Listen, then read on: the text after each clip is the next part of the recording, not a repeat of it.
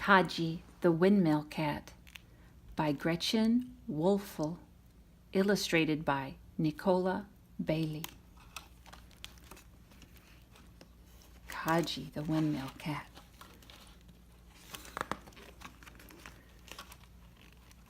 Katje had an easy life. She lived with Nico the miller in a Dutch village by the sea. While Nico ground grain in his windmill, Katje chased mice. Up and down the ladders she prowled, searching behind sacks of grain and along beams dusty with flour. Every miller needs a cat like Katje, Nico told the villagers who came to buy his flour. At night, Katje slept on a soft pillow beside Nico. On Sundays, they walked along the dike that protected the village from the sea. Katje chased seagulls. Nico watched for storms. One morning, Nico didn't follow Katje to the mill. He put on his best suit and walked to town. In the evening, he came back with a young woman on his arm. She wore a fine dress and carried a bouquet of flowers. Nico carried a bright copper kettle, a bundle of dresses, and a brand new broom. "It's a plain house, Lena," Nico said shyly. "It's perfect," Lena said. "Just right for a miller and his wife." That night when Katje jumped into bed, Lena lay on her pillow. "Meow," whined Katje. Nico picked her up. "Run along, Katje."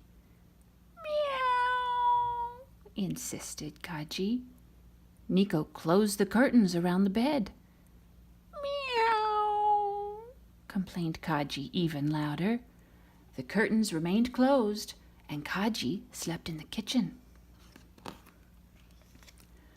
The next day, Lena began to sweep. She swept the house. She swept the path to the windmill. She even swept flour dust from Nico when he came home at night. "Take off your wooden shoes before you walk in the house," Lena scolded. Nico stepped out of his shoes and kissed her. He left a big white smudge on her cheek. Katje crept past them. She wouldn't let Lena sweep her. But Katje left a trail of white paw prints, and Lena saw them. "Shoo, Katje," she cried. "You're too dusty." Life wasn't easy anymore. One day, Katje woke to the sound of sawing. "I'm making a cradle," Nico said. Lena laid a soft quilt inside. That night, Katje jumped in the cradle and curled up on the quilt. Soon, a baby called Annika was born in the little house by the windmill. She was small and pink, and she slept in the cradle. Katje didn't mind. There was room enough for both of them. But Lena said, "Shoo, Katje, you'll make Annika sneeze." Katje played with Annika when Lena wasn't looking. Katje batted the ribbons on the cradle. Annika waved her arms. Katje wriggled under the quilt. Annika kicked her legs. Katje jumped from side to side and set the cradle rocking. Annika giggled, and Katje meowed. This was more fun than chasing mice. But when Lena heard them, she said, "Shoo, Katje, you'll tip over the cradle." Katje walked across the room and stopped by the door. Lena didn't call her back. So Katje left the house and moved to the windmill. At night, she curled up on empty flour sacks and dreamed of soft quilts. Nico brought her a dish of milk every evening. "Come home, Katje, we miss you." Katje wouldn't go home with Nico. But sometimes, when everyone was sleeping, she crept back home and gently rocked the cradle while Annika slept.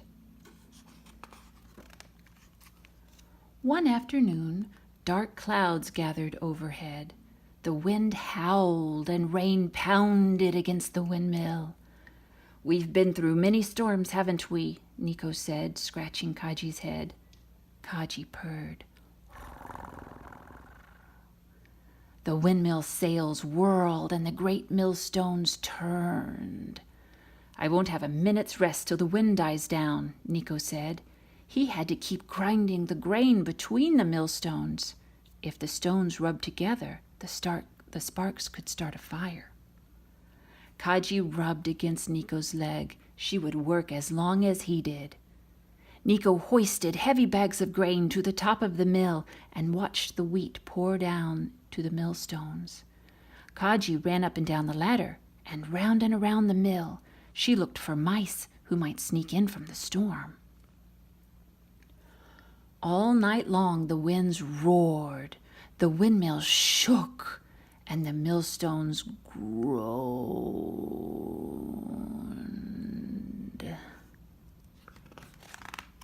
When morning finally came, the door flew open, and Lena came in with a basket of bread and herring for Nico's breakfast. Katje dashed to the house to see Annika. A crowd of villagers ran down the road. "The dike has broken. The sea is flooding the town." Church bells clanged. Dong, dong, dong, dong. Water rushed into the house. Katje jumped on Annika's cradle. Lena and Nico walked out of the mill as the cradle swept out of the house. "Annika!" cried Lena. "I'll get the rowboat," yelled Nico. Katje and Annika raced through the flooded streets. Furniture, wagons, and even houses whirled by. Some villagers stood on rooftops. Others climbed up the dike. "There's a cradle. I pray there's no baby in it. It's sure to capsize." A wagon wheel whirled past and sent the cradle spinning. "Look, there's Katje. It's Annika's cradle." The cradle tipped back and forth, but Katje jumped from side to side and kept Annika safe.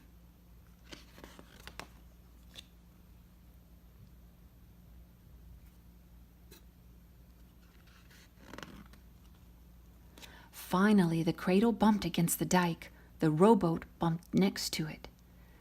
"Dear Annika," cried Nico as he plucked her from the cradle. "Darling Katje," cried Lena, hugging her tightly. "Meow," said Katje.